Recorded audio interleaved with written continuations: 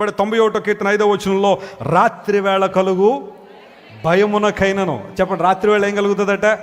భయం ఉంది. పగటి వేళ ఎగురు బాణమునకైనను నువ్వు భయపడకుందు. Praise the lord.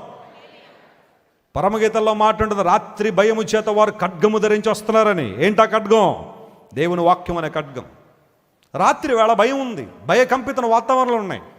ఎక్కువగా చాలామంది శాస్త్రవేత్తలు చెప్పేది ఏంటంటే, చీకటి పడే కొలది, రాత్రి అయ్యే కొలది డిప్రెషన్ కూడా ఎక్కువ వద్దట మనిషికి.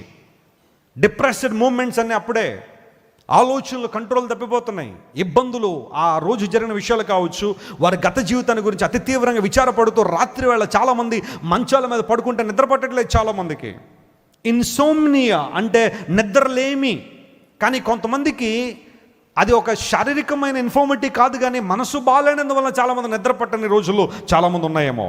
రాత్రి వేళ భయాలు ఉన్నాయి, భవిష్యత్తును గురించిన భయం, రేపేమొద్దన్న భయం చాలామందిలో ఉంటే దేవుడు ఏం చేస్తాడు? రాత్రి వేళ ఓ మాట చెప్తాను, జాగ్రత్త వినండి. ఇశ్రాయేలు ప్రజల అరణ్య యాత్రలో పగలు మేఘ స్తంభమై, రాత్రి దేవుడు ఎలా ఉన్నాడట? వాళ్ళకి అగ్ని స్తంభమై దేవుడు ఉండి 40 సంవత్సరాలు వారిని అరణ్యములో సైతం దేవుడు ఏం చేశాడు చెప్పండి? నడిపించాడు. ఆయన అరణ్యములో రాత్రి అగ్ని స్తంభంగా దేవుడు ఉండకపోతే ఇశ్రాయేలు ప్రజలు ఒక్కడు కూడా కనాన్ దేశంలోకి వచ్చి ఉండేవాడు కాదు.